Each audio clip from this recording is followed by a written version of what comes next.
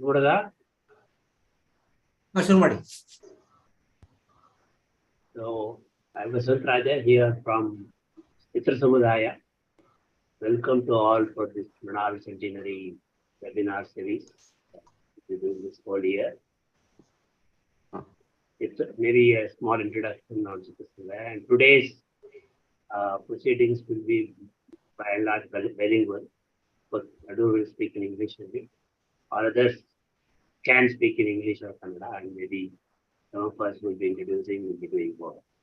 Okay. That said, Mitra Samudaya was a part of the film society movement in the 80s, but was not very active later. But in a new situation now, we are trying to reorganize the film society movement and film appreciation, which was always the main idea of the film society. But today, perhaps access to films is not such a big issue. Earlier, that was an issue. But still, the film appreciation part of it and spreading its awareness with appreciation aspects and discussion about films, what can be seen together or separately, all that we want to plan. And we wanted to start with Mrinal Sen's centenary. We'll be celebrating Mrinal Sen's centenary in two ways. One is, of course, this series of webinars, which is the beginning. And secondly, we will be showing, as Timura was pointing out some time back, to be having a film festival. There also, we plan to show every month one Mrinal Sen's films, maybe 5, 6 of them, and have some discussions around that. Similarly, we want to plan in Bangalore. This, of course, we'll be doing in Bangalore. Apart from that, we'll be doing it in Mandya, Kalburgi, and a few more places. So it will be a kind of revival of this activity. So, coming specifically to Mrinal Sen 100th centenary year, followed the country, it is being celebrated. As we all know, he is for great pioneers in this cinema, one of the trio. And also, he was unique in them that he had a very long career, long set of films and very varied styles, and was always contemporary more than all others. So we'll be talking about that, and we plan to arrange lecture every month one on different aspects of Mrinal Sen's contribution to art of cinema. So that is the overall theme. And of course, Mr. Padiraj will elaborate on this more. And also, I don't think for this crowd, we need any introduction for Adur Gopal Krishnan. He is also another renowned contemporary filmmaker in India, more or less contemporary of Mrinal Sen also. So I think I welcome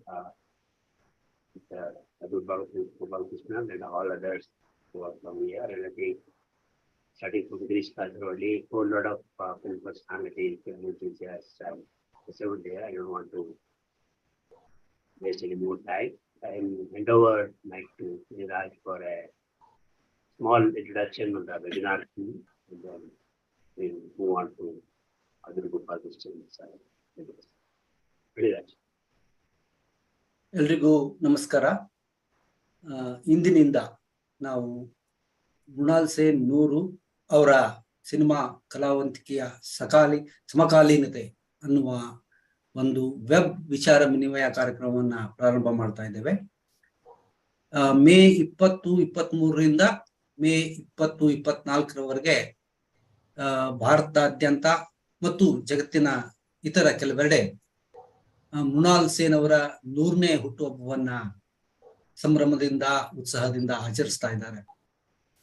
Mrinal Sen ಅವರು 1955ರಿಂದ 2002ರವರೆಗೆ 47 ವರ್ಷಗಳ ಕಾಲ 35 ಸಿನಿಮಾಗಳನ್ನ, ಅದರಲ್ಲಿ 28 ಕಥಾಚಿತ್ರಗಳ, 4 ಸಾಕ್ಷ್ಯಚಿತ್ರಗಳ ಸಹಿತ ಸರಿಸುಮಾರು 32 ಸಿನಿಮಾಗಳನ್ನ ಕಟ್ಟಿಕೊಟ್ಟಿದ್ದಾರೆ ನಮ್ಗೆ. ಅವರು ಬದುಕಿದಂತಹ ಕಾಲ ಏನಿತ್ತು, ಮೃಣಾಲ್ ಸೇನ್ ಅವರು ಬದುಕಿದಂತಹ ಕಾಲ, ಭಾರತ ಆಗಷ್ಟೇ ಸ್ವಾತಂತ್ರ್ಯದ ಹರಿಯದಲ್ಲಿತ್ತು. ಬಹಳಷ್ಟು ನಿರೀಕ್ಷೆಗಳಿದ್ವು. ಸ್ವಾತಂತ್ರ್ಯದಿಂದ ನಮ್ಗೆ ಸ್ವಾತಂತ್ರ್ಯ ಭಾರತದಲ್ಲಿ ನಮ್ಮೆಲ್ಲ ಏನೆಲ್ಲ ಆಶಯಗಳು ಪೂರೈಸಬೇಕು ಅನ್ನೋ ನಿರೀಕ್ಷೆಗಳಿದ್ವು. ಆದ್ರೆ ಅದರ ದಶಕಗಳಲ್ಲಿ ಎರಡನೇ ದಶಕದಲ್ಲಿ ಶುರುವಾದ ನಿರಾಶೆ, ಆಕ್ರೋಶ ಮತ್ತು ತಳಮಳಗಳು ಇವೆಲ್ಲವೂ ಮೃಣಾಲ್ ಸೇನ್ ಸಿನಿಮಾವನ್ನ ಮಾಡ್ಲಿಕ್ಕೆ ಕ್ರಿಯಾಶೀಲವಾದಾಗ ಇದ್ದಂತ ಸಾಮಾಜಿಕ ವಾತಾವರಣ. ಅಂತಹ ಸಾಮಾಜಿಕ ವಾತಾವರಣದಲ್ಲಿ ಮನುಷ್ಯನೊಬ್ಬ ತನ್ನ ಇರುವಿಕೆಯ ತಳಮಳಗಳನ್ನ ಏನ್ ಅನುಭವಿಸ್ತಾನೆ, ಸಮಾಜದಲ್ಲಿ ಬದುಕುವ ಒಬ್ಬ ಜೀವಿಯಾಗಿ ಏನೆಲ್ಲ ಸಂಘರ್ಷಗಳನ್ನ ಸಮಾಜದ ಜೊತೆಗೆ ಏರ್ಪಡಿಸ್ಕೊಳ್ತಾನೆ, ಹೇಗೆ ನಿಭಾಯಿಸ್ಕೊಳ್ತಾನೆ, ಆ ರೀತಿ ಸಮಾಜ ಜೀವಿಯ ಪಾಡು ಏನು ಅನ್ನೋದನ್ನ ಸಂವೇದನಾಶೀಲವಾಗಿ ಗ್ರಹಿಸಿ ಆ ಗ್ರಹಿಕೆಯನ್ನ ಇತರರಿಗೆ ಹಂಚಬೇಕು ಅನ್ನೋ ಕಾರಣಕ್ಕಾಗಿಯೇ ಚಿತ್ರರಂಗಕ್ಕೆ ಬಂದವರು ಮೃಣಾಲ್ ಸೇನ್. ಅವರು 3 ಹಂತಗಳಲ್ಲಿ ಮಾಡಿದ ವಿವಿಧ ಸಿನಿಮಾಗಳ ಉದ್ದೇಶವೇ ಸಮಾಜದ ಜೀವಿಯೊಬ್ಬನ ಸಮಾಜ ಜೊತೆಗಿನ ಪಾಡು, ಸಂಘರ್ಷ ಮತ್ತು ಸ್ವತಂತ್ರ ಭಾರತದ ಸುಮಾರು 5 ದಶಕಗಳ 50 ವರ್ಷಗಳ ಕಾಲ ಭಾರತದ ಸಮಾಜದಲ್ಲಿ ಮನುಷ್ಯನ ಬದುಕಿನ ಪಾಡು, ನೋವು ಮತ್ತು ಒಳಗಿನ ತಳಮಳಗಳು ಇವನ್ನೇ ಹೇಳುವುದಾಗಿತ್ತು. ಆ ಕಾರಣಕ್ಕಾಗಿ ಅವರ ಬಗ್ಗೆ ಭಾರತಾದ್ಯಂತ ಒಂದು ಅಭಿಮಾನ ಇದ್ರೆ ಅದನ್ನ ನಾವು ನಿರೀಕ್ಷಿಸಲೇಬೇಕಾಗ್ತದೆ. ಅಷ್ಟು ಮಾತ್ರವಲ್ಲದೆ ಯಾವ ತಳಮಳಗಳನ್ನ, ಸಾಮಾಜಿಕ ತಳಮಳಗಳನ್ನ, ಸಾಮಾಜಿಕ ಸಂಘರ್ಷಗಳನ್ನ, ಮನುಷ್ಯನ ಇರುವಿಕೆಯನ್ನ ಅವರು ಹೇಳ್ಬೇಕು ಅಂತಾರೆ. ಅದಕ್ಕೆ ಅವರು ಸಿನಿಮಾ ಮಾಧ್ಯಮವನ್ನ ಆಯ್ಕೆ ಮಾಡ್ಕೊಂಡಿದ್ರು ಮತ್ತು ಸ್ವತಂತ್ರ ಭಾರತದ 5 ದಶಕಗಳಲ್ಲಿ ಸಮಾಜದಲ್ಲಿ ಏನೆಲ್ಲ ಬದಲಾವಣೆಗಳಾಗ್ತಿದ್ದೆವೋ ಅದನ್ನೆಲ್ಲವನ್ನು ಸೂಕ್ಷ್ಮ ಸಂವೇದಿಯಾಗಿ ಗ್ರಹಿಸಿ ಅದನ್ನ ಅಭಿವ್ಯಕ್ತಿಪಡಿಸ್ಲಿಕ್ಕೆ ಸಿನಿಮಾದ ವ್ಯಾಕರಣವನ್ನ ಹೇಗೆ ಮುರಿದು ಕಟ್ಟಬೇಕು ಅಂತ ಸಹ ಅವರು ಯೋಚನೆ ಮಾಡ್ತಾ ಇದ್ರು. ಹಾಗಾಗಿ 50 ವರ್ಷಗಳ 47 ವರ್ಷದ 35 ಸಿನಿಮಾಗಳ ಅವರ ಕ್ರಿಯಾಶೀಲ ಯಾನ ಏನಿದೆ ಅದು ಸಿನಿಮಾ ವ್ಯಾಕರಣಗಳನ್ನ ವಿವಿಧ ಬಗೆಯಲ್ಲಿ ಸಾಮಾಜಿಕ ಸಂಘರ್ಷ, ತಳಮಳಗಳ ಮತ್ತು ಮನುಷ್ಯನ ಒಳ ಹೊರಗನ್ನ ನಮಗೆ ಅರ್ಥೈಸ್ಲಿಕ್ಕೆ, ತನಗೆ ತಾನು ಅರ್ಥ ಮಾಡ್ಕೊಡ್ಲಿಕ್ಕೆ, ನಮಗೆ ಅರ್ಥೈಸ್ಲಿಕ್ಕೆ ಮಾಡಿದ ಕಲಾವಿದನೊಬ್ಬನ ಮಹಾಯಾನ ಅಂತ ಕೂಡ ಇರೋದ್ರಿಂದ ಭಾರತಾದ್ಯಂತ ಮತ್ತು ದೇಶದ ಜಗತ್ತಿನ ಇತರೆಡೆ ಮೃಣಾಲ್ ಸೇನ್ ಅವರ ಬಗ್ಗೆ ಅಭಿಮಾನ, ಗೌರವ. ಹಾಗಾಗಿ ಅವರ 100ನೇ ವರ್ಷದ ಹುಟ್ಟುಹಬ್ಬವನ್ನ ಉತ್ಸಾಹದಿಂದ ಆಚರಿಸುವುದನ್ನು ನಾವು ಕಾಣ್ತಾ ಇದ್ದೇವೆ. ನಾವಾದ್ರೂ ಕೂಡ ಅದೇ ಉತ್ಸಾಹದಲ್ಲಿ ಈ ವೆಬ್ ವಿಚಾರ ವಿನಿಮಯ ಕಾರ್ಯಕ್ರಮವನ್ನ ಏರ್ಪಡಿಸ್ಕೊಂಡಿದ್ದೇವೆ. ಮೃಣಾಲ್ ಸೇನ್ ಅವರನ್ನ ನೆನಪಿಸ್ಕೊಳ್ಬೇಕು ಅಂತ ಅನ್ನುವಾಗ ನಾವು ಈ ವೆಬ್ ವಿಚಾರ ವಿನಿಮಯಕ್ಕೆ ಮೃಣಾಲ್ ಸೇನ್ 100 ಅವರ ಸಿನಿಮಾ ಕಲೆಯ ಸಮಕಾಲೀನತೆ ಅನ್ನುವ ಶೀರ್ಷಿಕೆಯನ್ನ ಕೊಟ್ಟಿದ್ದಾರೆ. ಇದು ಯಾಕೆ ಅಂತ ಒಂದು ಸ್ವಲ್ಪ ನಾನು ವಿವರಿಸಿ ನನ್ನ ಮಾತುಗಳನ್ನು ಮುಗಿಸೋನಿದ್ದೇನೆ. ವಾಲ್ಟರ್ ಬೆಂಜಮಿನ್ ಅನ್ನೋ ಪ್ರಸಿದ್ಧ ಚಿಂತಕ ವಾಲ್ಟರ್ ಬೆಂಜಮಿನ್ ಗತಕಾಲವನ್ನ ನಾವು ನೆನೆಸಿಕೊಳ್ಳುವ ಕೆಲಸ ಏನಿದೆ ಅದ್ರ ಬಗ್ಗೆ ಕೆಲವೊಂದು ತೂಕದ ಮಾತುಗಳನ್ನ ಹೇಳಿದ್ದಾರೆ.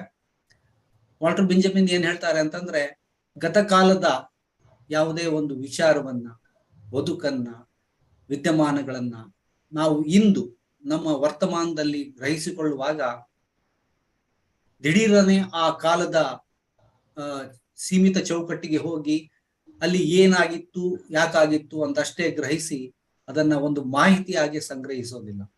ನಾವು ಗತಕಾಲವನ್ನ ನೆನಪಿಸಿಕೊಳ್ಳಲಿಕ್ಕೆ ಕಾರಣ, ಗತಕಾಲದ ಬದುಕು ವಿದ್ಯಮಾನಗಳನ್ನ ನೆನಪಿಸಿಕೊಳ್ಳಲಿಕ್ಕೆ ಕಾರಣ ನಮ್ಮ ವರ್ತಮಾನದಲ್ಲಿ ನಾವು ಎದುರಿಸ್ತಿರುವ ಬಿಕ್ಕಟ್ಟುಗಳು ಮತ್ತು ಆ ಬಿಕ್ಕಟ್ಟಿಗೆ ಪರಿಹಾರವಾಗಿ ತುರ್ತಾಗಿ ನಾವು ಗತಕಾಲಕ್ಕೆ ಹೋಗಿ ಗತಕಾಲದ ವಿದ್ಯಮಾನಗಳಿಂದ ಕಲಿಬೇಕಾದ್ದೇನು, ಅಥವಾ ಅದು ನಮ್ಮನ್ನ ಪ್ರಸ್ತುತಕ್ಕೆ ನಮ್ಮ ಬಿಕ್ಕಟ್ಟುಗಳಿಗೆ ಪರಿಹಾರವಾಗಿ ಬರ್ತದೆ ಅನ್ನೋ ಕಾರಣಕ್ಕಾಗಿ ನಾವು ಗತವನ್ನ ನೆನಪಿಸ್ಕೊಳ್ತೇವೆ.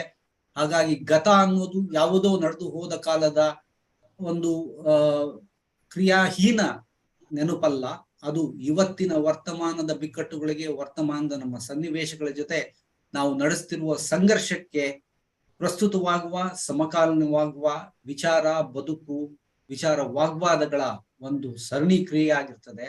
ಹಾಗಾಗಿ ನೆನಪಿಸಿಕೊಳ್ಳುವುದು ಅಂತಂದ್ರೆ ಹಿಂದೆ ನಡೆದದ್ದನ್ನ ಹಳಹಳಿಕೆಯಲ್ಲಿ ಭಾವುಕವಾಗಿ ವ್ಯಕ್ತಪಡಿಸೋದಲ್ಲ, ಅದನ್ನ ನಮ್ಮ ಇವತ್ತಿನ ಬಿಕ್ಕಟ್ಟುಗಳಿಗೆ ಪ್ರಸ್ತುತಗೊಳಿಸಿಕೊಂಡು ಸಮಕಾಲೀನವಾಗುವುದು, ಅದನ್ನ ನಾವು ನೆನಪು ಅಂತ ಕರಿಬೇಕಾದ್ರೆ ಅದಕ್ಕೆ ಈ ಪ್ರಸ್ತುತತೆ ಇದೆ ಅಂತ ವಾಲ್ಟರ್ ಬೆಂಜಮಿನ್ ಹೇಳ್ತಾನೆ.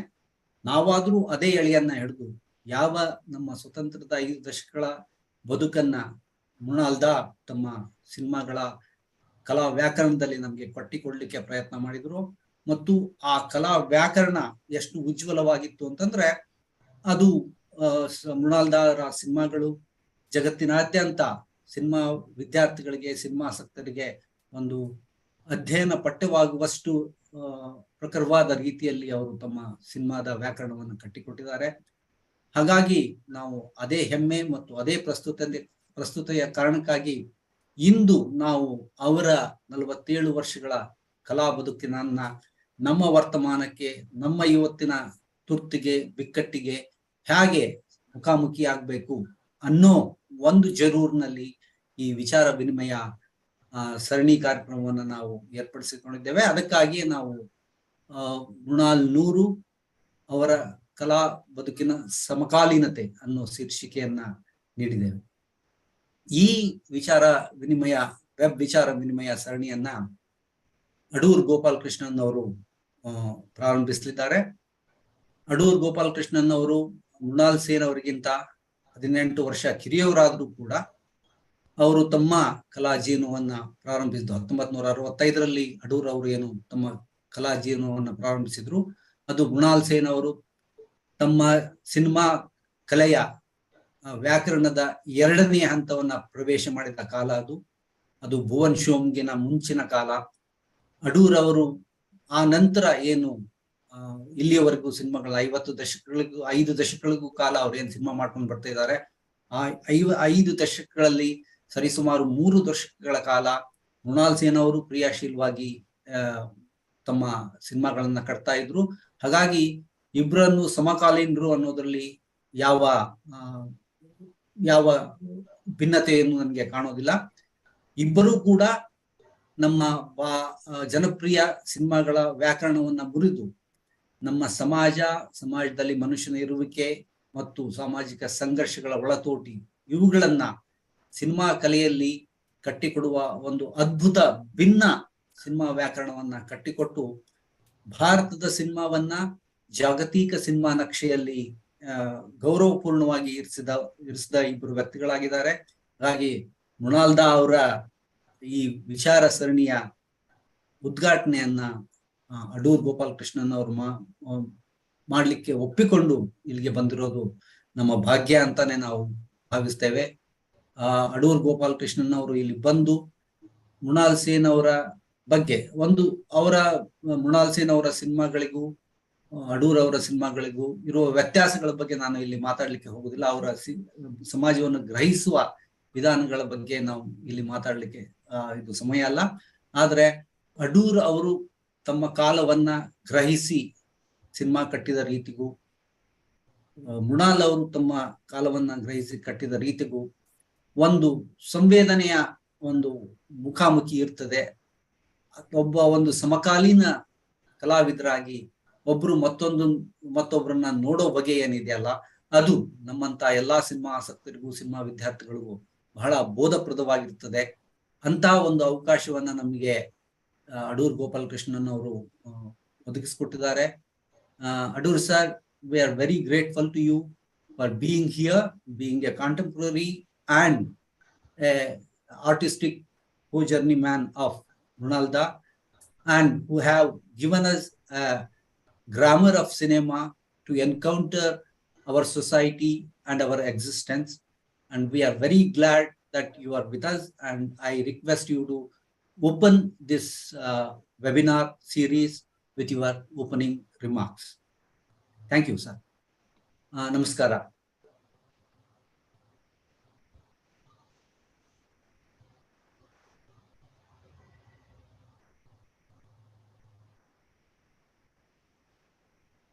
Adur, sir. You're asking me to talk? Yes, sir. Okay.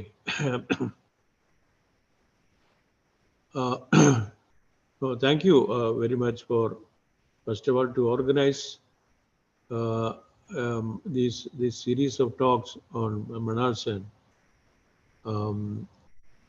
Actually, I cannot bring myself to believe that he would have been 100 years today, this year.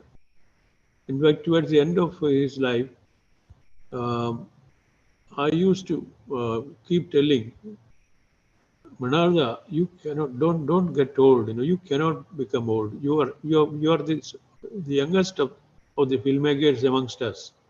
So please don't get old. You know, be young, as we want you to be young always. In fact, he was young in mind. In fact, we used to regularly, do emails, and I used to always write yours faithfully, your Chela. Because that was the kind of relationship I had with him. In fact, I can't help being personal when I talk about Bernarda. I have always loved and respected him as my elder brother, who was keenly interested in me and my work. He had the freedom to guide me, advise me, and also admonish me for for whenever he thought I had made a mistake, minor or major.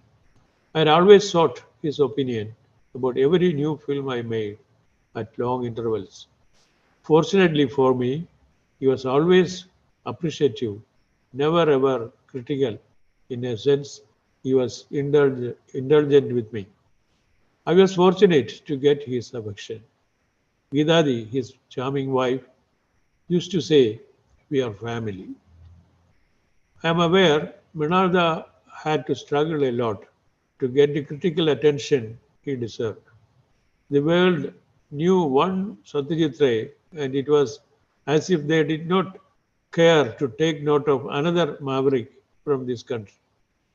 The same way as we are averse to hear about a filmmaker from Sweden other than Bergman.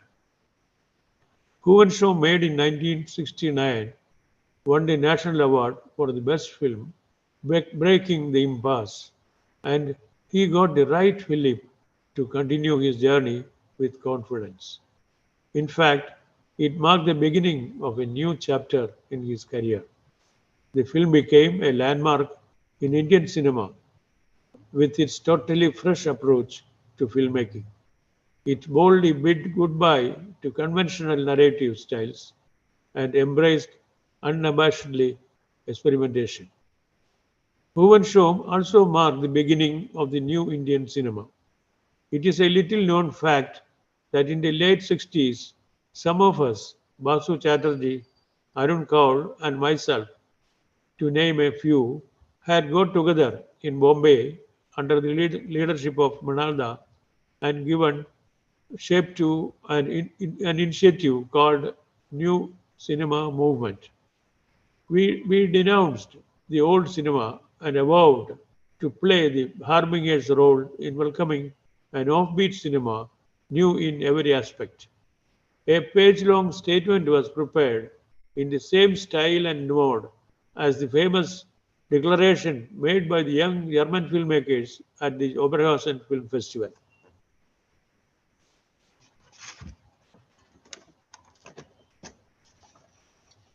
His long and impressive career can be seen in three phases. One, the first part of struggles and ideological compulsions.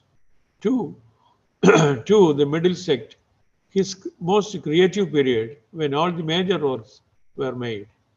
It is notable for his introspective approach to cinema and the delineation of the unconditionally of life unconditionally and truthfully. The third and the last phase is not as exciting as the earlier ones.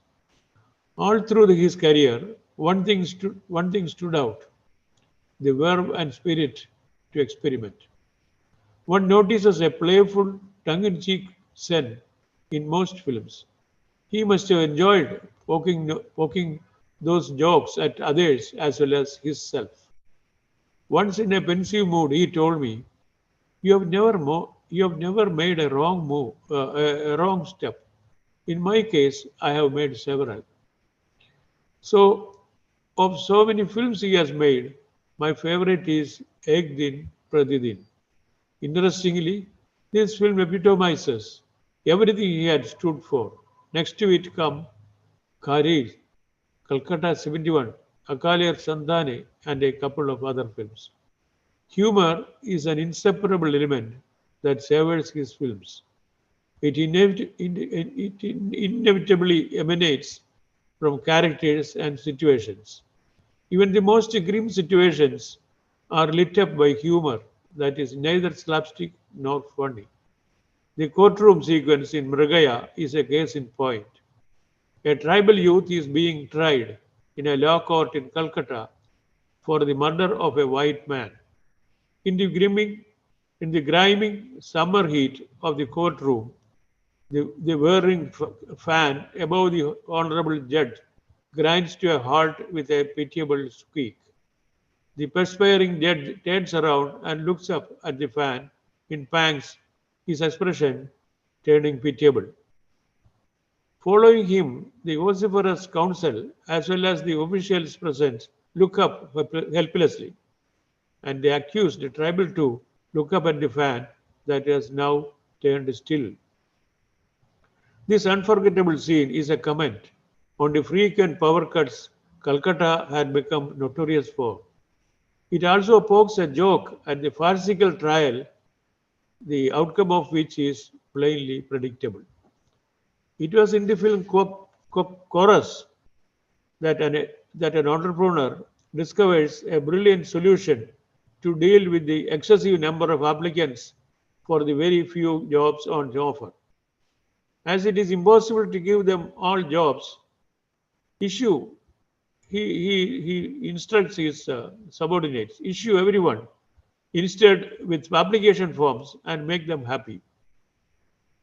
So these are all, there are several of them from film to film. There are several examples. Having lived a simple and austere life, Mrinalda always stood with the man in the street. While being pro-left, he never cared to become a member of any political party. That would impinge upon his creative freedom as a free artist, he believed. Neither his professional nor his personal life was ostentatious. A person of high intellectual and artistic integrity, he would never swerve from his lofty ideals.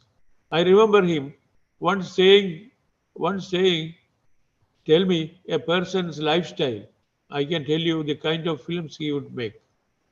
He enjoyed talking and would invariably attract attentive listeners around him wherever he is, and is particularly at gatherings of like-minded people. Right from Bhuvan Shom to Amar Bhuvan, the last film he made, Mrinalda never stopped being innovative. His boldness marks him apart from the other two of the great trinity. He has never fought shy of experimenting with the form of cinema. In a way, like Godard, he was reshaping cinema to give it another look and feel. At times, one may feel they were crazy too. I remember in one of his films, he projected the soundtrack on the screen. Such topsy-turvy experiments are likely to estrange an audience unused to things. He was not unaware of it either. In later years, he came around to an evolved filmic language of his own that was intelligible to the audience at large. He emerged. His engagement with cinema was personal and passionate. Mrinalda's advice to students at the Film Institute was to watch films, think films, speak films, and dream films to become filmmakers themselves. Thank you.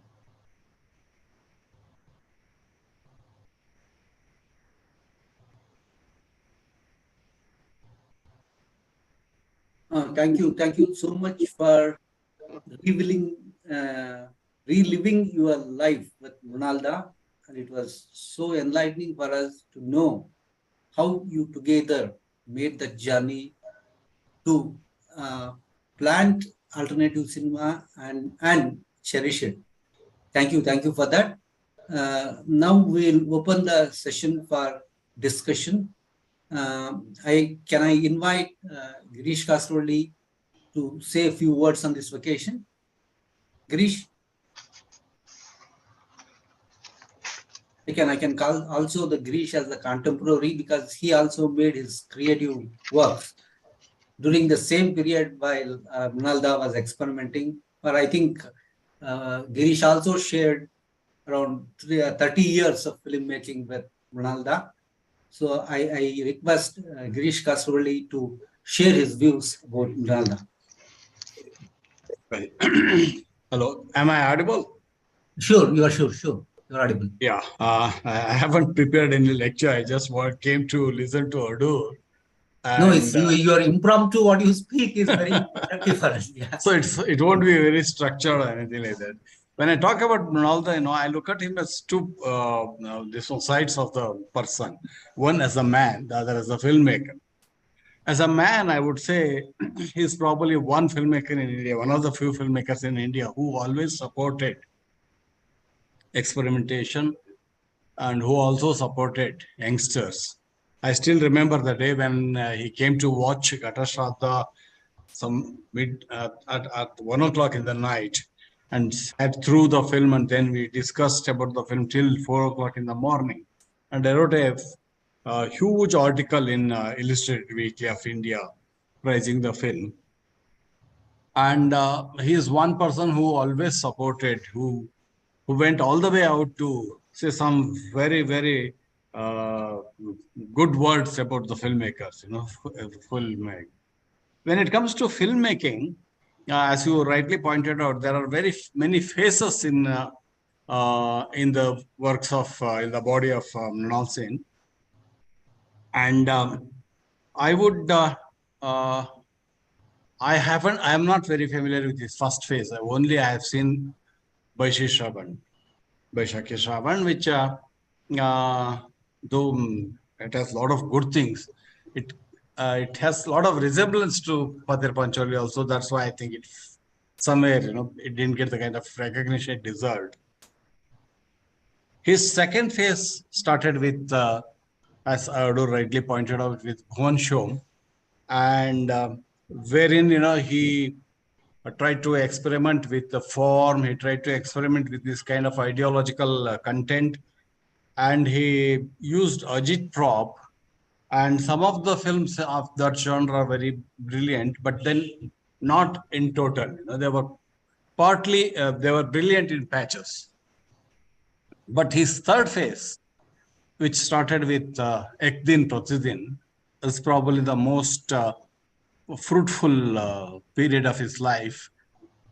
Somebody rightly pointed out he was better as a father than as a revolutionary, as in his films. Because what happened was in this second phase, somewhere I get the feeling it's not fully realized, in the sense, whatever he wanted to say, he was in a hurry to say something, and that somehow doesn't come across very clearly.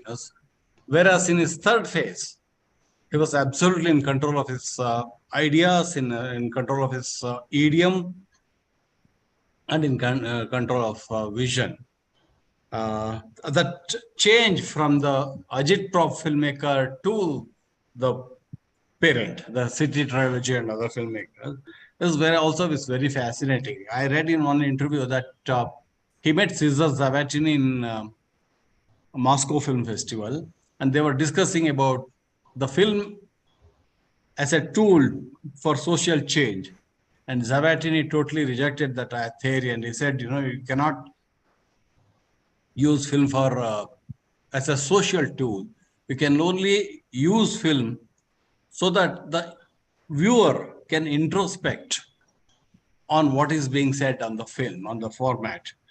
And that changed his attitude. And from then onwards, he started making that City Trilogy, Ek Din Pratidin, Kari Jang, Kandahar, which I think is, as a unit, I think the best work in its complete wove. But my favorite is Akala Shanjani, because he's not only reflecting on the time, he's also reflecting on the medium in which he is making, which he is practicing. So that way, it was a very interesting film for me. And in one of my speeches, I have said he's like an Ekalavya. He has no teacher, no follower. So he had to invent his own idiom. He had to experiment constantly so that he could communicate with the audience. Whereas we had a great legacy when Ray started making films. This legacy that started with the great writers of Bengal, and with Ghatak, he had a legacy of mythology and things like that. And Mrinal Sen never wanted to go back in time. He didn't care much for making films about past. He was always concerned about the present, and that's why he didn't have any teacher or he didn't have a follower also. Sometimes I get the feeling the impatience in him sometimes spoiled his work. That is quite visible in his second phase. But later, the third phase is where he started introspecting, and those films it's full in itself. It's complete, and those are the films which makes you introspect, think about oneself, and then take the decision on. He leaves the audience. He leaves this one too for the audience to take decisions, and that I thought was a great shift in his career, and that was quite interesting. So that way, when we talk about Mrinal Sen and his vision of life, we'll have to make this distinction: how this man progressed from the early phase towards the later phase. I don't care much for his some of his later works, though they are very, very significant in terms of the content, but in terms of actual experience, trying to impart experience, I think he hasn't succeeded that much. Say Mahaprabhu or even Genesis and those films. Now this is what I wanted to say as a kind of my first reaction to Mrinal Sen's works. Thank you, Girish, for that wonderful and instinctive reaction. I mean, that's always good, and that comes from inside. And I also, this is the question to initiate the discussion so that others can also can present their observation or any worries they have to both Adoorji and Girish. Say you said the second phase of his filmmaking, or a second gear, as I can call, which started with Bhuvan Shom and especially Calcutta trilogy, his anger in Calcutta trilogy. That he being located in Calcutta, he is in love with Calcutta, and the things which were going on during that decade, I mean, some 68 to 75 as such. There is thematically and the location wise, Adoorji and you, Girishji, you followed a different, you are more concentrated towards rural society, in society from inside, rather than that urban turmoil. So how do you see his second phase of film, in a sense that in all his films he is urban centric, and Adoorji and you are not so urban centric. Very rarely Adoorji I see making an urban centric films, and you too, except one or two of your filmography are urban centric. So is that second phase is a turmoil of the time, and what was the grammar relation to the turmoil of the time and cinematic grammar that is constructed there? How do you react to it? So it is a question both to Adoorji as well as Girish. Adoor, you answer the question. I'll simply say I agree with Adoor.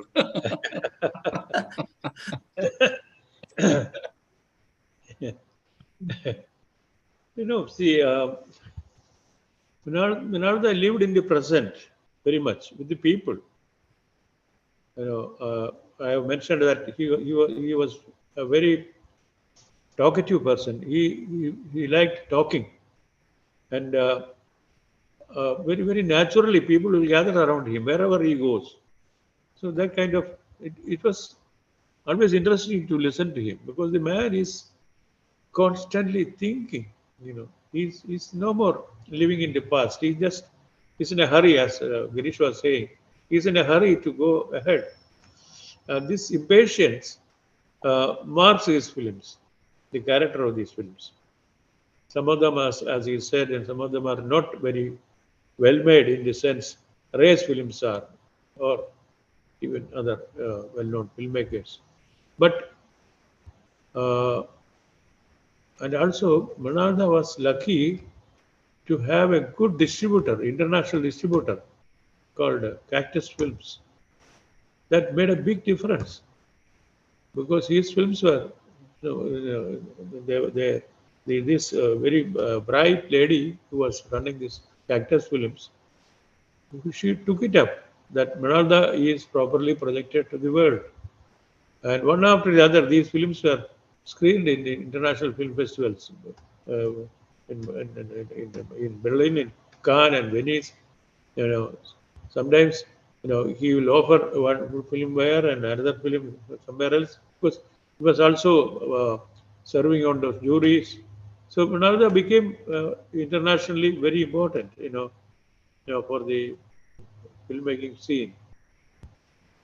So this was very important in his work, in his life, in fact, to have the right kind of legitimate promotion. Legitimate, it has to be underlined because it's not somebody who doesn't have the quality, who is doing an advertising campaign. No, it is only legitimate that he got the chance to be screened in the very best of the international festivals and then being written about, being interviewed, advertised, published, etc. That's very important. But so you to choose Calcutta itself is a whole world. If you know Calcutta well, Calcutta is villages and urban society all together. Poor people, very rich people, modernity, and then backwardness. All that is there. That's why Buddha said it is the shit of God. Calcutta is the shit of God. That is famous. Although it will sound very, very offending, but this is what he had to say about Calcutta, the way Calcutta worked. So he was talking about these people. They have been uprooted, in fact. Most of them come from villages. Because in villages, the life is miserable. That's why you go to a city. City will feed you one way or the other. So it was very natural. If we were living in big cities, we would have done probably the same thing. So in our work, we go to the roots. We look at our childhood, our parentage, so many things in our village, etc. But that does not mean that we are glorifying a particular life as against urban life. No, it both urban and rural lives have their own charms, and they have their own identity is very different from each other. So it is nothing very special that we basically concentrated on subjects which are rural. Thank you, Adurji, for that comments, and thank you, Girish. And if anybody is having queries or interaction with Adurji and Girish, you are open to intervene. The host will unmute you. You can ask your question or tell your views. If anybody is interested, please do come. ಯಾರಿಗಾದ್ರೂ ತಮ್ಮ ಅಭಿಪ್ರಾಯವನ್ನ ಅಡೂರ್ ಮತ್ತು ಗಿರೀಶ್ ಅವ್ರ ಜೊತೆಗೆ ಹೇಳ್ಕೊಳ್ಬೇಕಂತಿದ್ರೆ ಅಥವಾ ಅವ್ರ ಜೊತೆಗೆ ಏನಾದ್ರೂ ಸಂವಾದ ಮಾಡ್ಲಿಕ್ಕಿದ್ರೆ ದಯವಿಟ್ಟು ಹಾಗೆ ವಸಂತ್ ಹ್ಯಾಂಡ್ ರೈಸ್ ಮಾಡಿದ್ರೆ ಅವ್ರು ಅನ್ಮ್ಯೂಟ್ ಮಾಡ್ತೀರಾ? ಹೇಗೆ ಹ್ಯಾಂಡ್ ರೈಸ್ ಮಾಡ್ಲಿ, ಅನ್ಮ್ಯೂಟ್ ಮಾಡ್ತೀವಿ. ಯಾರಾದ್ರೂ ಹ್ಯಾಂಡ್ ರೈಸ್ ಮಾಡಿದ್ರೆ ನಿಮ್ಮನ್ನ ಅನ್ಮ್ಯೂಟ್ ಮಾಡ್ತಾರೆ. ನೀವು ನಿಮ್ಮ ಅಭಿಪ್ರಾಯವನ್ನ ಅಥವಾ ವಿಚಾರಗಳನ್ನ ಅಡೂರ್ ಅಥವಾ ಗಿರೀಶ್ ಅವ್ರ ಜೊತೆ ಹಂಚ್ಕೊಳ್ಬೋದು.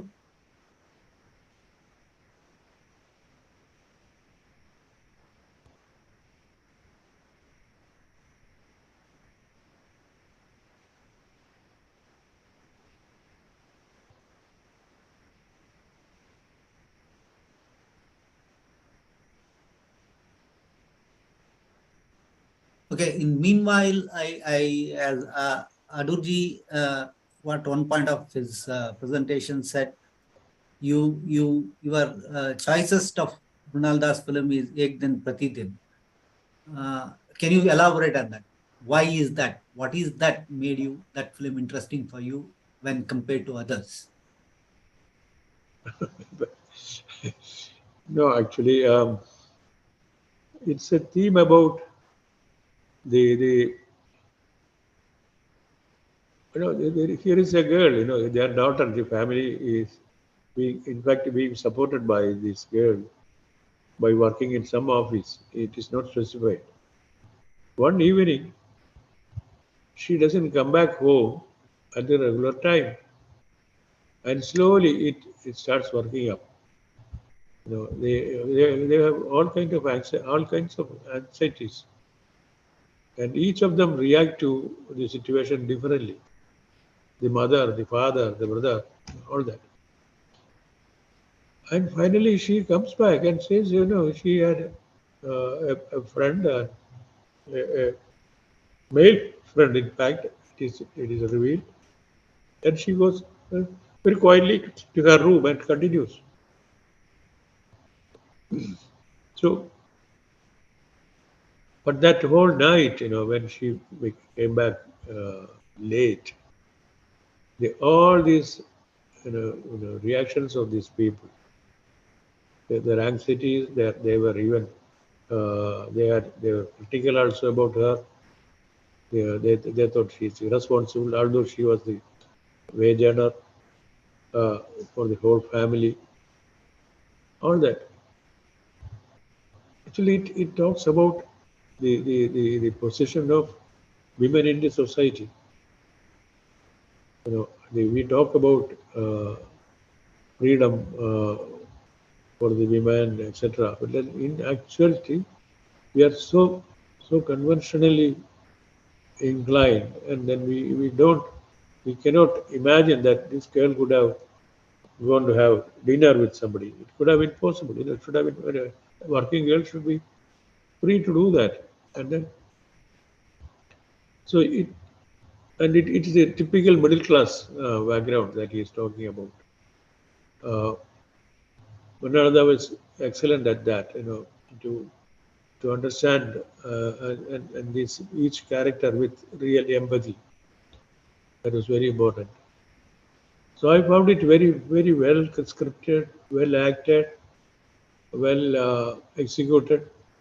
So that's why that's my favorite film, because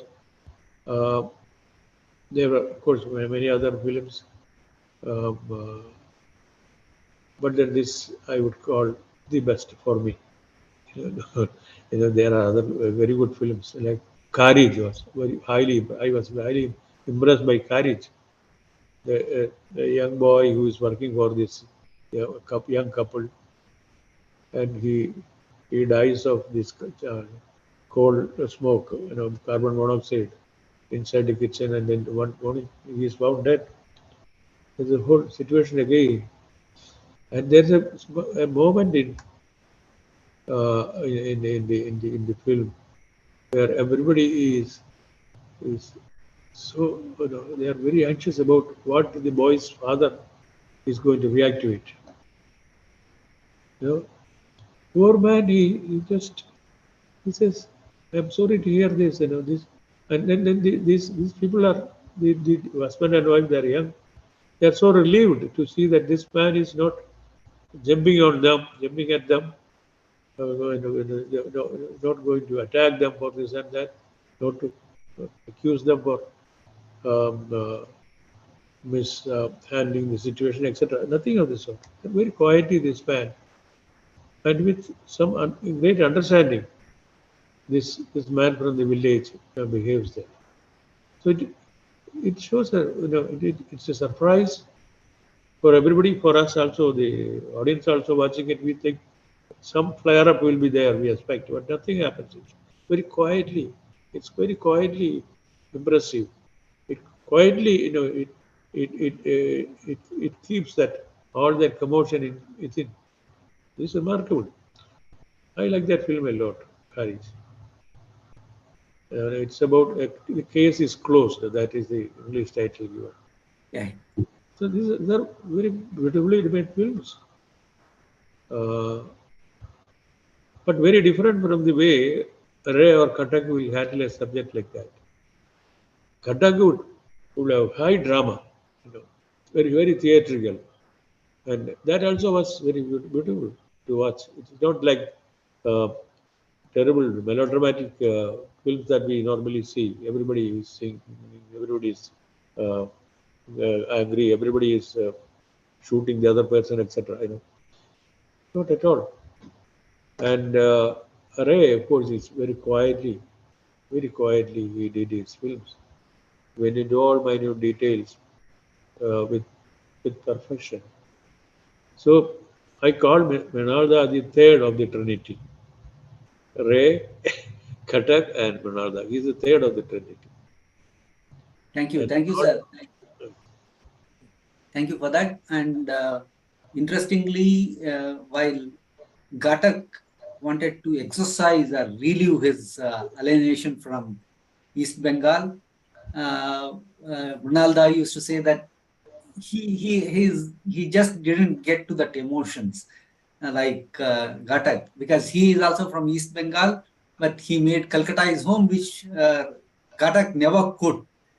Ghatak never could forget his East Bengal and his the native. division, Yeah, he was always, it's always used to come as a nightmare, and he want to exercise that.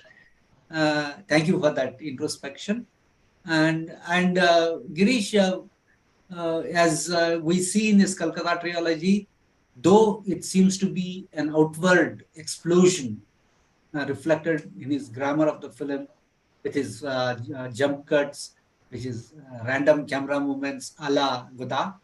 But always there is a introspection from inside. It's not a political overview of the situation. It's a middle class or a lower middle class young man expressing himself or reflecting his role in politics and his pathos, etc. But anyway, Nalda himself has said that from Ek Din and Pratidin onwards, post Murugaya, he thought that he is tired of looking from outside into the society as an observer. So he wanted to see from inside. So Ek Din Pratidin, he said, is such an effort to think for himself, to understand his middle class milieu or lower class, middle class milieu, and then being introspective. So Ek Din Pratidin, he himself has quoted in an interview that it was self-introspective movie for myself. It's a self-introspective work than his Calcutta trilogy. Though Calcutta trilogy is also a self-introspection of a youth, a middle class, lower middle class youth among the angst of that Naxaliya. But in any case, you said Akalar Sanden. Akalar Sanden follows Ek Din Pratidin. I think Ek Din Pratidin was released in 79 and Akalar Sanden immediately came back in 80. In between, I think Parshuram came. But what is that Akalar Sanden? As I read Akalar Sanden myself as a text, is an artist encounter. I said he is urban. He is questioning his urbanity himself and his relation to what he pursues as rural, and misconceptions about rural society as an urban can have. We can see it in Kandahar later, and it starts with Akalar Sanden. You said you liked Akalar Sanden, not only of the theme, the way he constructs it as a crew of a filmmaking, going there and encountering a past, trying to recreate as an urban-centric intellect, intellectual artist, going there and recreating 1942, Akal, and then learn from the situations and facing, and especially that teacher whom he encounters, though it seems to be didactic, there is something in between, the flash between the teacher and the director. So, can you elaborate on that, Girish? Your best film of Nalda Akalar Sandhi.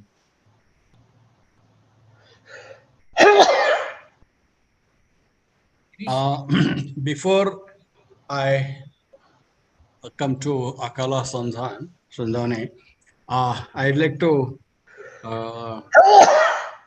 refer to the observation that you have made about city and its representation and in Mrunal films. It's true that the films of Adur Gopalakrishnan are my films, do not talk about city. That's Adur clearly said why the reason for that. So in a Kerala society, you can never visualize a city like Calcutta. That doesn't mean that Adur Gopalakrishnan is not addressing the contemporary issues. His Mukhamukam is much more profound statement than any of the films which talk about Calcutta problems, you know. So let's not get carried away by this kind of outward representation of the situation. Let us look beyond the outward expression, you know. Because the way how Mrunal Sen tackled city and the way how Satyajit Roy tackled city are quite different. So that's very, we need to understand it in that sense, you know. And the second thing which I wanted to discuss is in his second phase, which is actually starts from Bhuvan Shom. His idiom has changed radically. I won't say it's totally, he invented the idiom because it's invented by the new wave filmmakers of France, but he internalized them and used it here. I won't say he totally succeeded in that. In fact, you know, when I appeared for the interview in the FTI, Mrunal Sen was the examiner. I asked me, have you seen a film called Bhuvan Shom? I said, I have seen it, sir. You know who has directed? I know, sir, it's you. Then he asked me third question. What did you think of the film? I said, I hated the film. He said, why?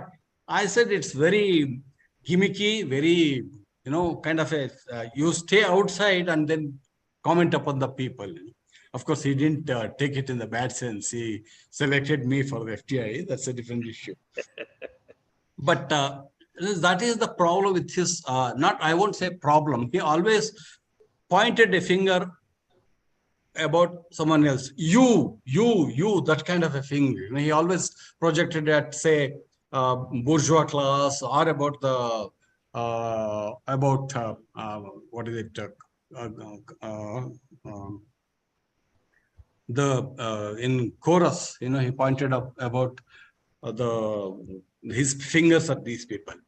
But later, he didn't point the fingers at others. He pointed the fingers at about himself, about his own class. That's why I say this. He mellowed down a little, and his form of filmmaking also mellowed down a little. See, the kind of form that he used in the Calcutta trilogy was quite different from the kind of construction he used for the Father trilogy, which is the kind of format which I like. Because in City trilogy, in other places, though I like in patches, like in Calcutta 71, rice stealing episode is absolutely fabulous.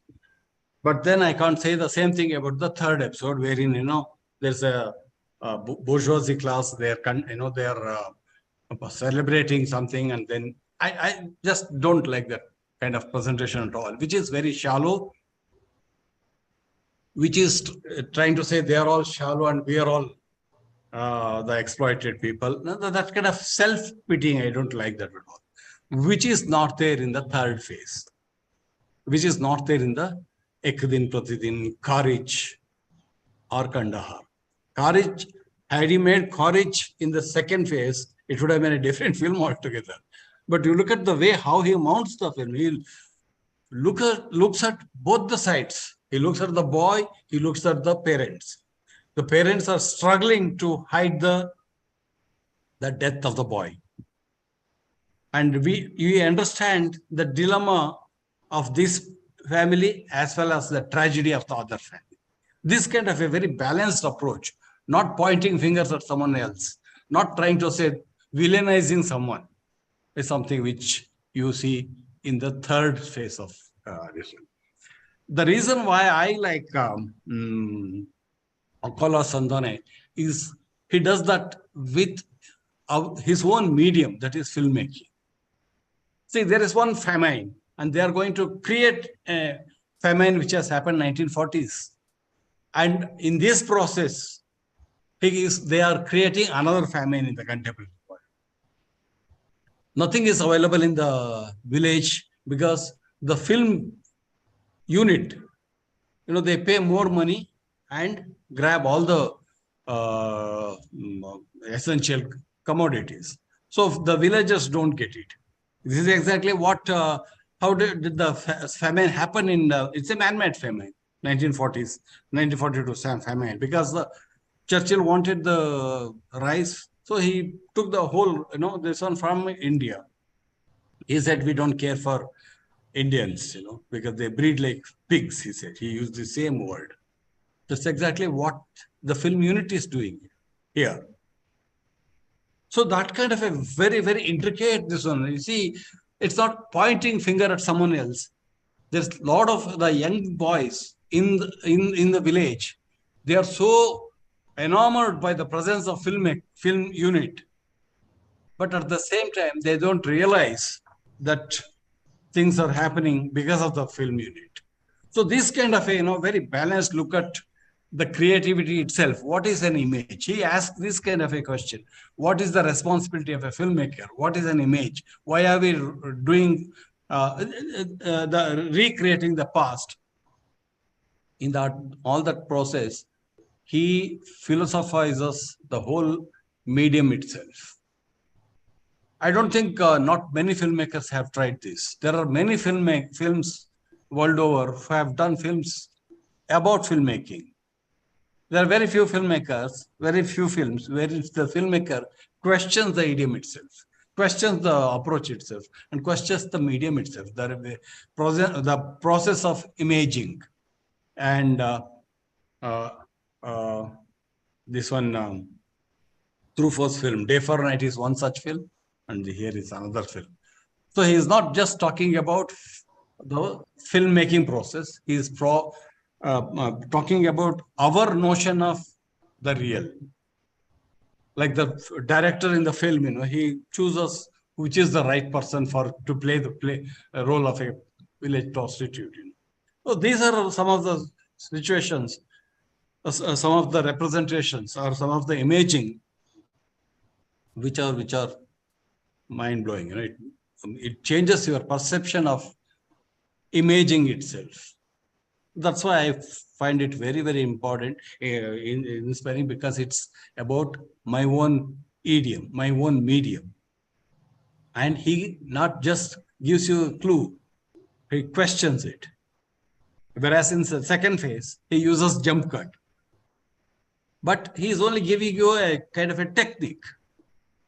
He uses handheld camera, but it's a technique. But here he questions the technique itself.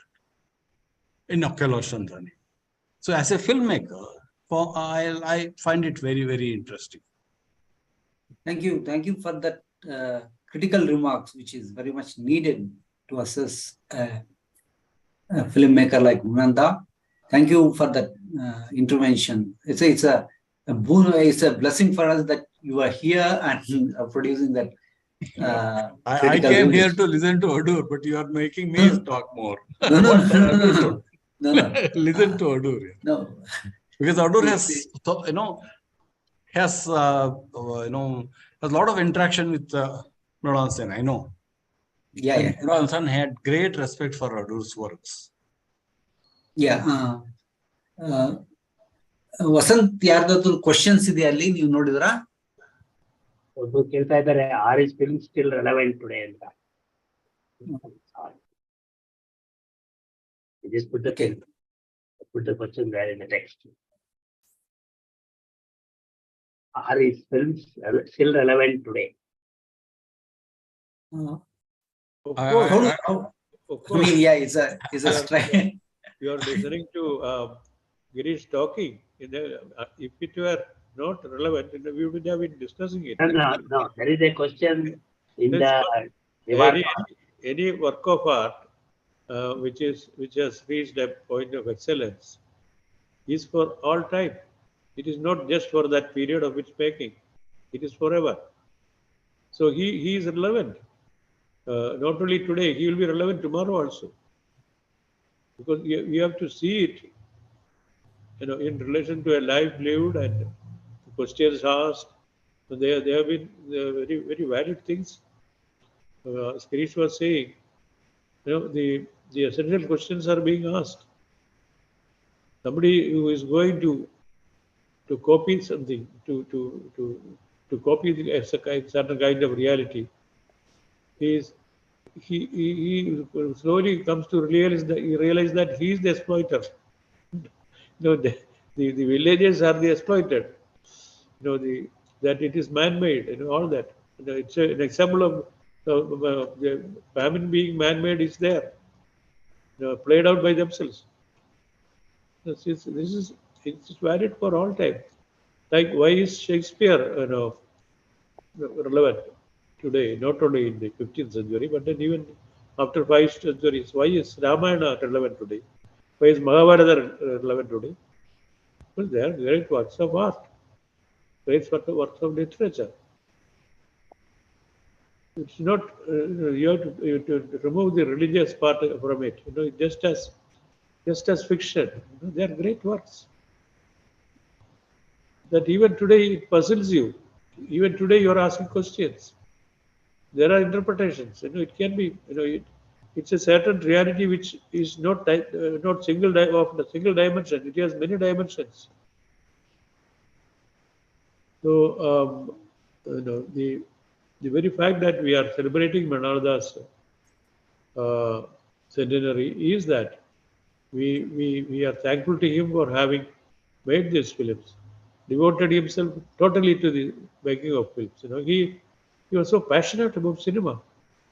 You talk to him that he suddenly becomes alive talking about cinema. He doesn't talk about anything else. He doesn't talk about poverty. He doesn't talk about exploitation. He talks about cinema. And so passionately, inseparably, involved in cinema. So that is a passion, and we have to respect that. And he also, as Girish was saying, Savatini, it seems he has been behind many of the neorealistic films in Italian neorealism.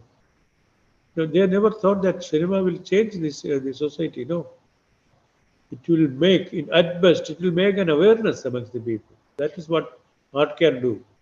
It can make you aware, because we live our life in a particular way. We go about doing things, etc., going through the routines. The level of awareness comes when a work of art takes you in there. That is what a great work does to you. Whether it is made in the 15th century or 16th century or even yesterday or etc. What is relevant is how novel is it, how thoroughly it is composed, constructed. Now, these are the interesting things. I remember in Agaya Sandhane, all the children, after a few days shooting, they all it became say they run around shouting, "Cut, cut, cut."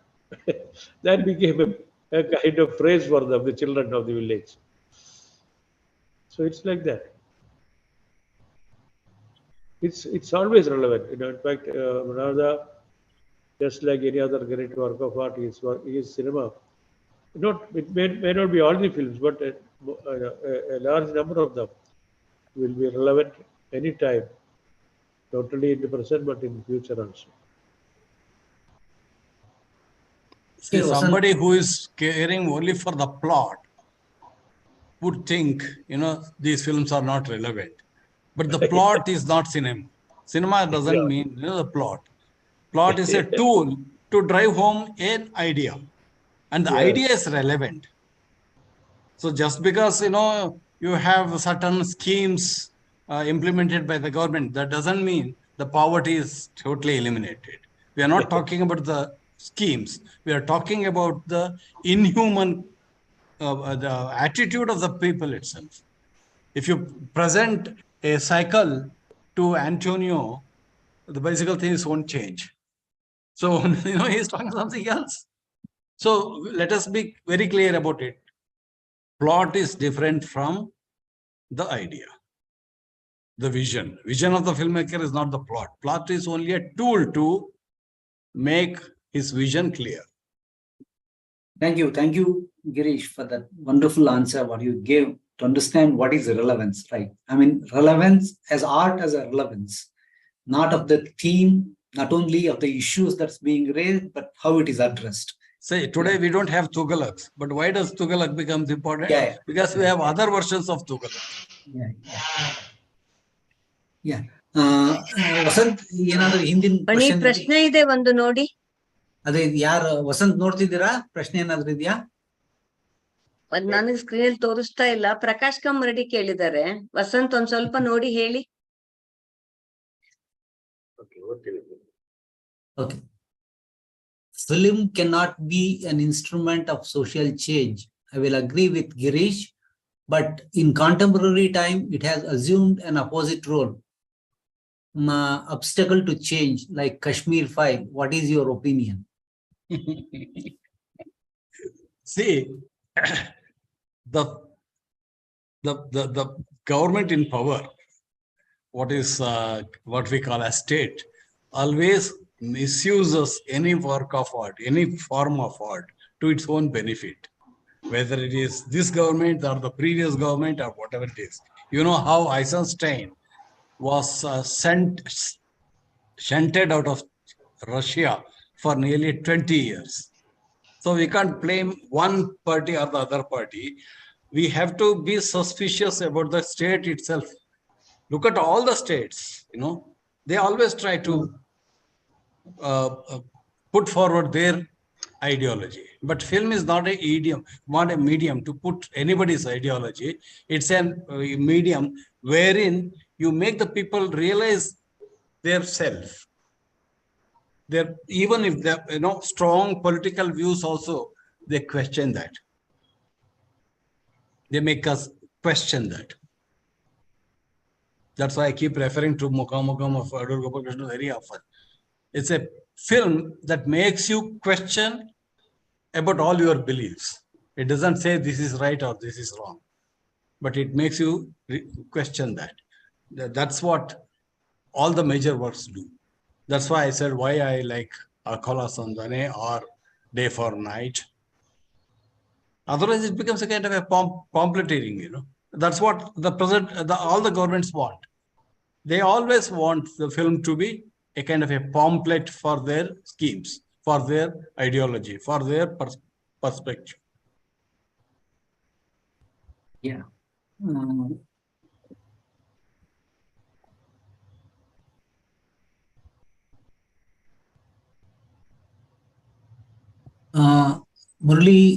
Murali Krishna ಅವ್ರದ್ದೇನೋ ಪ್ರಶ್ನೆ ಇದೆಯಲ್ಲ ವಸಂತ್, ನೋಡ್ತೀರಾ?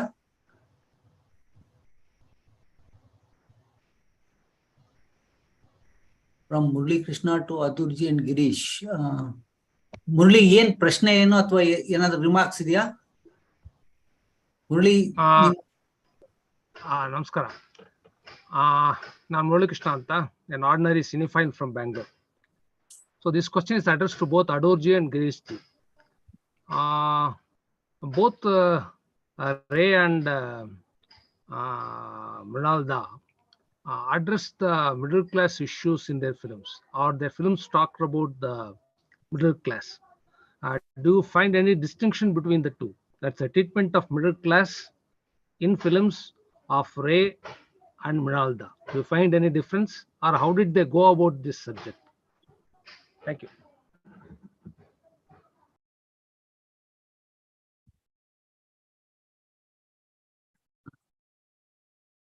Adu, sir, can you Yeah. There is a misunderstanding. When Minarda was a real middle class, he lived a middle class life. Ray was lived very royally. although he did not live like a king or something, but then he had kept that what do you call esteem of the Bhadralok. what do you call the Bhadralok. Bhadralok. Bhadralok. He belonged to Bhadralok. So there is a big difference in their outlook and their style of life, their style of work, everything. So you cannot compare the two. So even the characters, even when he makes a film on Calcutta like Mahanagar, so it is so different from Manalda's Calcutta. So it is very natural. We appreciate both. You cannot say this is better. We appreciate both. They are both works of art, important ones. That's the way it is. There is one observation come question. Film is a very good instrument of social change, but in that we should not mix politics. Art is art. Is it possible to keep away politics from art? No, this is a wrong notion that this film cinema is a good weapon for social change. Very wrong. As I said, it can not social change. In fact, it can change individuals, not a society as a whole. That is done through revolution. No cinema can propel a revolution. No. Cinema can add the best. A good book, a good literature, good cinema, good theater can make you aware of things. That's all. That is what. In fact, that is where the thing starts. That's the point where things start changing. Awareness. So this is a great function the art is doing. It is not directly done, but then it is very indirect and subtle. There is nobody is doing any propaganda for that. At one time in Russia, they saw cinema. Particularly, there is a great famous saying by Lenin. He says, "For us, cinema is the most important of all arts." We may mistake it for he is talking about the aesthetics of cinema. Not at all. He is talking about the possibility of making several prints and reaching it in every corner of the large area that is the Soviet Union. So it could reach nook and corner. And where what could be done earlier by over the radio, now it has the additional facility of seeing things, and then so great filmmakers like Eisenstein made films like General Line, this all kinds of films for sheer propaganda. Because and also at a time following that period, they in Russia they developed a theory like cinema has to be to have any importance, it has to be socially relevant, and they called it socialist realism. So when realism is qualified by this term socialist realism, that means there is some manipulation of realism. Definitely there is some manipulation of realism. And the whole of the East European countries, each country, they were very angry with this because there was the hegemony of Soviet Union over the small European, East European states. They were completely controlled by the Soviet Union. So they were rebelling against it. Even long after the Soviet Union is gone, somebody like this who made a Man of Marble, Girish. Vaida made a very important film. That was his last work. He was 90 years when he made that film called After Image. Yeah. It's about the way the artist is being inhibited, he is suppressed and then even annihilated for this. And everybody had to submit a script to the system. They will supervise, they will go through it and then either give permission or no permission or even alter things. It was a whole system. It had many advantages also. Today, you don't hear many films being made either in the Soviet Union or in these satellite countries. Any important films being made, except very few. Whereas the state used to be producing films in those countries. That was a major big boon, in fact. The talented people, provided they agree to these conditions set by the state, they made great films in that area, in that period. It is no more so. You don't hear about them. They just either got dissipated or some of them even went on off to Hollywood, and there also they probably got lost. We don't hear about them. Some of them really made good.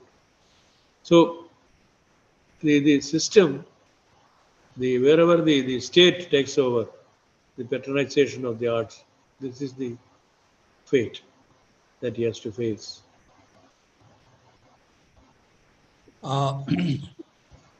Vasant, I don't know who asked this question, the previous question, but there are certain things which needs to be clarified. He says art is art. What does it mean? If art cannot serve society, then what is the purpose of art? And then when we say politics, it should keep it out of politics. It's impossible. No human activity is sans politics. Either you talk about progress or you talk about establishment. So, question is not that. Question is how effectively you are, making the audience or the viewer realize the situation, internalize the conflict. See, if the film gives the answer, then where is the difference between a fascist way of thinking and the film? No, film doesn't do that. Film, on the contrary, presents a case in such a way so that you get a clarity about the situation under which we are living. So thereby, we start thinking about it. Say, for example, even in Ek Din Prati Din, we all know that they go for work. There are working women, but the kind of tension it is created and the kind of hypocrisy of the child, suddenly we realize the whole perspective, the problem of a working class woman from a different perspective altogether. So that's where the significance of art lies. It makes you think, it makes you realize, because our day-to-day event is so diffused, many a times we don't even know what has caused the present this one. But art gives you that perspective. But to say that film should not talk about politics, art is art, no, I don't agree with that at all. It's not impossible to make any statement without making any political statement. For the political thing is something different. That's why in Kannada I keep using Rajakiyate. It's not Rajkiya. Rajakiyate. The politics and politicking are two different things. Politicking is what the politicians are doing. No. Ennis, like Manikal once said, even if you change the log into a chair, it says it's a politics. You have changed the shape of the object. So you need to understand this term in such large context. If you say, my wife should not go to work, it's a political statement. Immediately, it is showing your mindset, the mindset of the man who made that statement. So there's no human activity which is free of politics. Of course, the state will see what is politics in the benefit what is benefit for it. Yeah. When Eisenstein made Ivan the Terrible, Stalin did see what is politics in it, and there is no need to something to say whether there is a politics or not. Okay. There is one, I think we can take this final question and can close our discussion. Because of the propensity to use cinema for propaganda, has it become inevitable for filmmakers to be anti-establishment, or at least to remain not pro-establishment, to be independent in their work?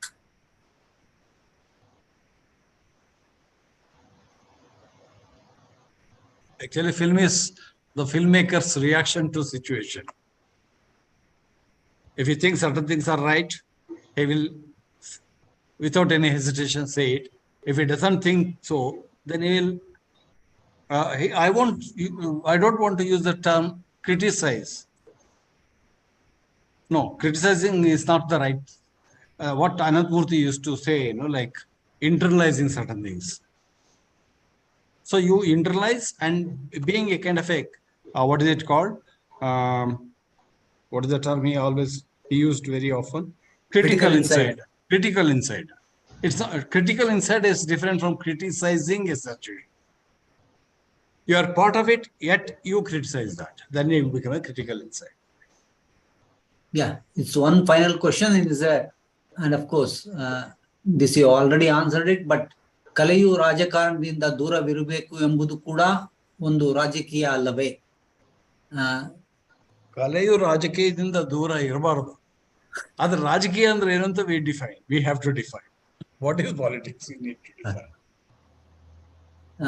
Okay, with that question, I think we can end the session. Vasant, we should end it now, isn't it? Yeah, sure. Yeah. Yeah, there's a... We can do recording. Yeah, you conclude?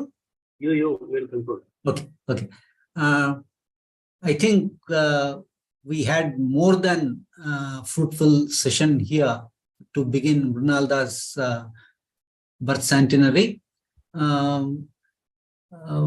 We expected Adurji to provide all the insights what he's supposed to, and he has done more than that, and we are very happy that he has shared his personal experiences, Mrinalda, as a film, as a contemporary filmmaker, as a friend, and as a chela, as he said, interestingly, and has also has a critical view on how to see a cinema and what is politics of cinema, what is art in cinema, and all that. That was very, very learning experience for us. And thankfully, as a bonus, Girish has accepted our personal invitation at a very short notice and has come here to hear Adur. Thanks for that, and that's the bonus what we get when Adur is present, that Girish came here, and Girish added a lot of insights, critical insights into Mrunal Sen's work, which is what is needed for young, I mean, all of us, of generations of film lovers, critics, and the people who live in society, a critical outlook towards a body of work of art and contemporaneity, and to understand the contemporaneity of the art, whether it has been made in, say, art from 18th century, 19th century, 20th century, it doesn't matter, as Adurji rightly said, of reminding us of Shakespeare and the works of early 20th century by Eisenstein and so on. So it's not only about Mrinalda, it's about art and how do we approach art and how do we appreciate art and how do we be critically engaged with art. So what we wanted to initiate through this webinar series about Mrinalda's work, body of work, has been successfully initiated today. Thanks to Adurji. Adurji, we are so much grateful for you for coming here and giving your insights. And I also thank Girish Kasaroliji for responding to our invitation, be here and providing all the valuable insights into not only Mrinalda's film body of films, but also to a larger context of society, art, and politics. And thanks for all the audience who have been present here as a beginning of a journey, another 9 months journey of monthly webinars. I request all the audience to again come here to listen to next month. We are thinking of holding this webinar monthly. So I also request Girish ji, whenever he is free, we'll be sending him the invitation. Whenever he is free, he can come and intervene in the discussions, and that will be greatly helpful for us. Hope this series will give us a very, very informative, not only informative, learning experience about not only Mrunal Das' body of work, but also how to engage with art so that we are engaged with our society and politics as together. Thank you, one and all.